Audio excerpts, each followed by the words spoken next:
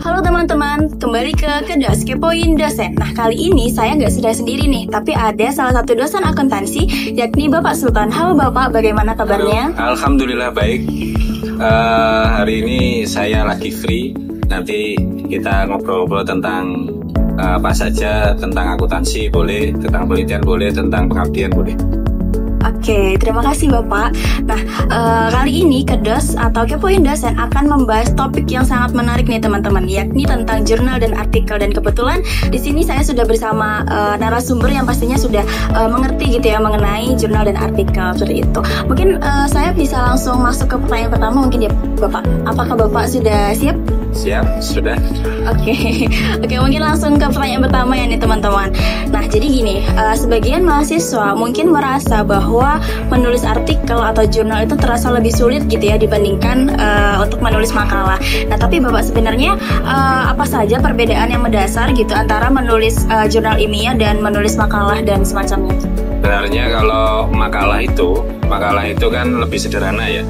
Jadi hanya pendahuluan, kemudian tinjauan pustaka, pembahasan, baru nanti daftar pustaka, dan tidak terpublikasi. Ya, biasanya itu untuk tugas-tugas kuliah, jadi lebih sederhana. Kemudian untuk artikel itu lebih kompleks ya. Jadi ada pendahuluan, latar belakang, tinjauan pustaka, kemudian ada metode penelitiannya, ada pembahasannya, ada hasil dan pembahasan, kemudian daftar pustaka. Sehingga kemudian itu dibatasi artikel itu, biasanya dari 10 sampai 15 halaman, tidak lebih dari itu, karena untuk dipublikasikan.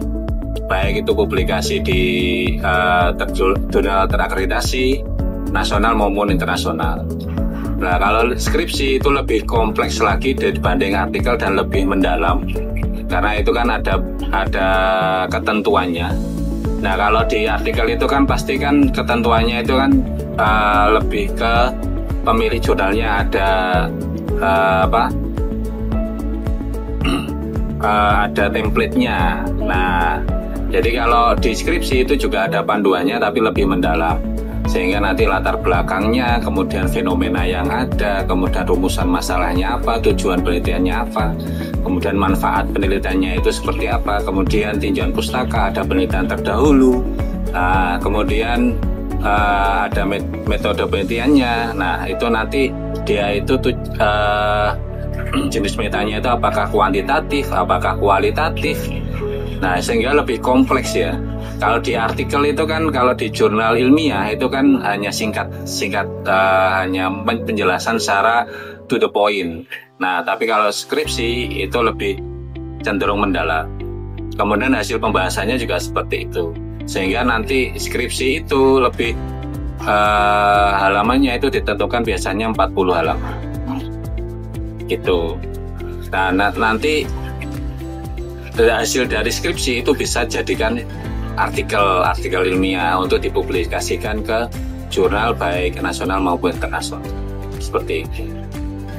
Nah, mudahnya ya tergantung individu ya sebenarnya, tergantung individu apakah kita sebenarnya bisa lebih melatih diri untuk belajar. Nah, awalnya biasanya makalah dulu, biasanya kan literatur review ya, literatur review, kemudian pakai artikel, buat artikel yang lebih mudah. Yang mudah itu apa? Tergantung individu juga, apakah pengennya kualitatif apa kuantitatif, seperti itu. Oke, terima kasih Bapak. Jadi gitu ya teman-teman, terkait skripsi dan juga makalah ataupun jurnal ataupun artikel gitu itu memiliki layouting yang berbeda-beda dan juga ketentuan dari halamannya pun berbeda-beda seperti itu. Nah, mungkin kita masuk ke pertanyaan kedua ya Bapak. Nah, jadi gini, mungkin bagi teman-teman mahasiswa nih, jika kedepannya ingin memulai menulis artikel ilmiah dari dasar gitu ya. Nah, langkah-langkah apa saja yang perlu dilakukan agar nggak bingung nih di saat awal penyusunan dari artikel ilmiah itu sendiri? Oke. Langkah-langkahnya pertama, lihat topiknya dulu. Topiknya itu update atau enggak. Jangan sampai ketika kita memilih topik tapi nggak up to date. Nah, seperti itu. Sehingga update-nya topik itu bisa menentukan kita mau menulis judul apa nih. Kemudian kita harus melihat saya pengennya nulis apa. Saya pengennya misalnya akuntansi digital, akuntansi keuangan, kemudian akuntansi syariah, akuntansi perilaku, sistem informasi akuntansi. Nah, di topik-topik tersebut itu yang lagi tren apa? Jadi misalnya kalau di akuntansi digital yang trennya artificial intelligence. Nah, kemudian kalau yang akuntansi keuangan biasanya akuntansi keberlanjutan, kemudian ada emisi karbon, kemudian nanti kalau akuntansi biaya itu yang atau akuntansi manajemen itu yang lebih yang update lagi apa, sehingga kita bisa menentukan topik-topik yang update sehingga kita bisa melanjutkan nulis. Awalnya nulis itu kan sulit ya, tapi kalau lebih banyak referensinya, lebih banyak baca, itu kan akan terasa lebih mudah. Itu. Oke, terima kasih Bapak. Jadi seperti itu ya teman-teman, terkait menulis dasar langkah-langkah itu ya kita sebenarnya memang harus banyak baca ya Bapak ya. Harus banyak referensi, kemudian boleh sih kemudian buka TikTok, buka Instagram, tapi sumber-sumber, tapi kan kita harus juga melihat sumbernya. Referensi itu kan ada Perplexity, kemudian ada Google Scholar, ada Semantic Scholar, ada kemudian ada ya Paris itu kita baca. Kemudian untuk pengen membacanya jangan artikel misalnya judul A kemudian dibaca semua, misalnya kesimpulannya dulu atau abstraknya dulu. Oh ini tertarik nih, oh variabelnya apa, variabelnya ABC, kemudian ditambah. Sebenarnya seperti itu. Oke, seperti ya teman-teman ya. Nah, terkait tadi kan kita sudah membahas topik ini ya Pak. Kalau memang menurut Bapak sendiri gitu ya, topik yang sangat relevan di akuntansi pada saat ini tuh apa Bapak, dan alasannya mungkin bisa dijelaskan juga. Ya, sebenarnya kan kalau di akuntansi sendiri kan untuk sekarang itu kan mengalami disrupsi peran akuntan ya. Kan karena kan ada AI, kemudian ada blockchain, kemudian ada big data. Nah, sehingga peran akuntan itu terdisrupsi. Tapi setidaknya topik-topik yang update itu kan ada blockchain, yaitu untuk akuntansi biaya ya, akuntansi manajemen itu blockchain. Kemudian akuntansi digital itu bisa jadi artificial intelligence. Kemudian nanti kalau audit, biasanya kan kalau audit sekarang kan pakai aplikasi kan, ada Atlas, kemudian ada yang lainnya, kemudian laporan keuangan juga pakai AI juga. Nah, bagaimana peran akuntan itu tidak hilang? Yang pertama, peran akuntan tidak hilang itu kan nggak mungkin. Akuntansi itu orang-orang itu kan tidak banyak yang belum bisa membaca laporan keuangan itu sendiri. Nah, itu pakai analisis. Nah, kita bisa jadi analis. Kemudian kalau di sistem informasi keuangannya itu, nah, biasanya kalau sistem informasi keuangan lebih cenderung ke perilaku ya. Sekarang itu banyak cenderung ke akuntansi keperilakuan. Itu yang belum banyak disinggung. Kemudian juga ada sekarang mengarahnya ke akuntansi budaya. Ini terdengar baru. Benar. Karena kan ada akuntansi sekarang kan, kalau yang yang banyak itu kan penelitian tentang bagaimana sih akuntansi di era Majapahit, di era Singosari, kan kemudian menjadi tambah ada teorinya. Dulu kan ada akuntansi rumah tangga, kemudian ada akuntansi yang unik-unik lah sebenarnya kan, itu banyak tergali dari penelitian kualitatif, rata-rata seperti itu. Kalau penelitian kuantitatif kan sudah banyak ya, cuma indikator-indikatornya atau variabel-variabelnya kan terus bertambah, yaitu. Sehingga misalnya kan kalau variabel A bersama variabel B itu berpengaruh pada variabel yang C, itu kan masih, nah, sekarang itu kan transformasi digital terhadap akuntansi itu kan lebih banyak dikupas ya. Kemudian ada juga laporan keuangan keberlanjutan ya. Kemudian ada update yang PSHK. Kemudian nanti ini muncul lagi akuntansi koperasi. Karena kan sekarang kan ada akuntansi koperasi yang merah putih kan. Nah, itu kan mengulangnya seperti apa? Kalau koperasi yang baru itu mengulangnya seperti apa? Apakah sesuai dengan harus PSHK entitas privat ataukah pakai UMKM, EMKM ya? Nah, itu harus banyak yang diteliti. Dan butuh banyak referensi. Dan banyak juga referensi. Jadi bagi teman-teman nih yang sekiranya mungkin tadi kan banyak banget topik baru ya Bapak, kayak akuntansi budaya, akuntansi koperasi gitu ya. Jadi mungkin teman-teman nih yang mau menulis artikel atau jurnal ilmiah gitu ya, itu mungkin sudah mulai cari-cari referensi dulu deh gitu. Jadi biar saat penyusunannya itu bisa lebih proper dan fresh benar, karena topiknya baru kayak gitu. Oke, mungkin lanjut ke pertanyaan selanjutnya ya Bapak ya. Dari pengalaman Bapak, kira-kira kesalahan apa yang paling sering dilakukan mahasiswa saat menyusun jurnal, baik dari teknik penulisannya ataupun layouting dari artikel itu sendiri? Kesalahan rata-rata ya, namanya juga masih belajar ya. Kita kan juga sama-sama belajar ya. Itu kadang-kadang kalau pakai ChatGPT boleh lah, ChatGPT boleh, cuma jangan kopas. Karena ada itu ya, ada parafrase, di parafrase dulu lah, kemudian dibaca dulu apakah topik yang saya ambil dengan pakai yang ChatGPT itu nyambung apa enggak.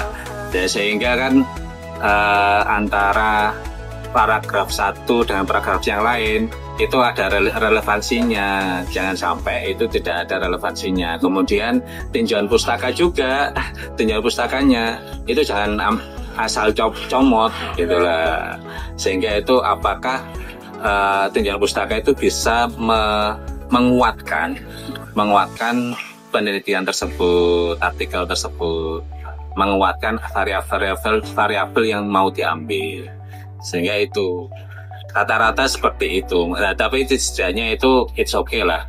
Kalau kita bicara masalah apakah keterbaruan atau tidak, atau hanya replikasi, itu nggak masalah. Namanya juga kan namanya juga belajar ya. Full replikasi nggak masalah. Full replikasi itu nggak masalah. Setidaknya, tapi variabelnya yang beda, atau mungkin lokasinya yang beda, fenomenanya juga beda, seperti itu. Rata-rata itu yang mahasiswa itu atau pemula ya, itu biasanya dia referensinya kurang, atau referensinya nggak ada. Kemudian kurang baca, iya, kita GPT kan kurang baca juga, sehingga referensinya kurang minat bacanya juga, sehingga asal comot, literasinya kurang, literasi untuk membacanya itu kurang, sehingga ketika ditanya ini hubungan A sama B itu apa, nggak bisa jawab. itu kelemahannya mahasiswa sekarang seperti ini. Memang sebenarnya memang betul ya Bapak, karena kebetulan kan saya juga masih menjadi mahasiswa nih ya, jadi mungkin ya mendapat insight baru untuk selanjutnya dan kedepannya itu memang harus banyak literasi, banyak membaca, mencari jurnal, artikel maupun peneliti terdahulu seperti itu. Bagi teman-teman juga harus sama nih, jangan terbiasa untuk apa-apa ChatGPT, Kompas kayak gitu ya Bapak, karena emang itu akhirnya tumpul ya otaknya karena nggak pernah membaca kayak gitu. Sebenarnya kan kalau pakai ChatGPT, DeepSeek, nah itu sih boleh-boleh aja, cuma dibaca lagi, kemudian apakah kalimatnya itu sesuai dengan SPOK atau jangan pakai kalimat efektif lah. Karena kan kalau ilmiah itu kan beda dengan kalimat keseharian ya. Sehingga ada kemudian alasannya juga alasan ilmiah, jangan asal alasannya ngasal. Seperti itu. Itu perlu di-note ya teman-teman ya, terutama untuk mahasiswa nih ya. Oke, mungkin sebagai penutup nih Bapak ya, kira-kira apa pesan Bapak untuk mahasiswa akuntansi ya terutama yang mungkin kedepannya mencoba untuk memulai menulis artikel seperti itu? Untuk menulis artikel, pesan saya itu literasi membacanya ditingkatkan. Kemudian sehingga nanti kalau literasi membacanya ditingkatkan, itu banyak kita akan terbuka wawasannya. Kemudian kurangi penggunaan aplikasi, sehingga kan boleh ya kita menggunakan aplikasi itu boleh, tapi harus bijak menggunakan aplikasi tersebut. Kemudian juga untuk belajar membaca metode penelitian. Jangan sampai referensi metode penelitian itu hanya satu sumber, padahal itu kan metode penelitian itu kan penting. Apakah kita milih kualitatif, pure kualitatif, atau kualitatif dengan kuantitatif, atau kuantitatif kualitatif. Nah, kemudian datanya juga harus benar, sesuai. Kemudian topiknya juga harus sesuai. Dan juga ketika sudah semester akhir, jangan sendiri. Harus banyak diskusi sama temannya, diskusi sama dospemnya, kemudian sesama istilahnya satu topik lah. Nah, kalau sudah satu topik kan enak, sehingga jangan dipendam sendiri. Masalah itu jangan dipendam sendiri. Itu kita share ke dospem, kemudian juga teman-teman yang selinier lah atau setopik gitu. Oke, itu sangat pesan-pesan dari Bapak Sultan yang sangat bermanfaat nih bagi teman-teman, karena terutama mungkin walaupun ya jurnal ataupun artikel itu tidak hanya disusun oleh mahasiswa semester akhir, maksudnya mahasiswa baru itu mungkin bisa mulai belajar dan mulai membaca literasi gitu, seperti itu ya Bapak ya. Itu memang harus diperhatikan oleh teman-teman mahasiswa, terutama nih mahasiswa S1 akuntansi seperti itu. Oke, mungkin kalau bisa saya tarik benang merahnya gitu ya terkait topik kita pada hari ini terkait jurnal dan artikel itu tentunya banyak sekali inovasi-inovasi kedepannya terkait topik-topik di akuntansi ini sendiri. Lalu juga teman-teman juga perlu mengupayakan untuk sering-sering literasi dan juga membaca peneliti ya, referensi dan peneliti terdahulu, karena itu memang itu poin penting ya teman-teman untuk kita sebelum menyusun artikel, jurnal maupun skripsi dan makalah dan sebagainya, seperti itu. Oke, mungkin pembahasan Kendos pada kali ini cukup berdaging ya Bapak ya, dan cukup bermanfaat terutama bagi teman-teman yang nantinya mungkin akan menonton konten ini gitu ya. Mungkin bisa saya tutup pembahasan Kendos pada kali ini. Terima kasih banyak kepada Bapak Sultan yang sudah meluangkan waktunya dan juga memberi insight-insight baru kepada kami, terutama untuk mahasiswa, seperti itu. Terima kasih banyak Bapak. Terima kasih Mbak Yavi, terima kasih semuanya. Selalu berkarya dimanapun kita berada. Dan juga jangan lupa, semakin kita banyak membaca, semakin banyak kita wawasan dan ilmu yang kita dapat, seperti itu. Terima kasih teman-teman. Terima kasih.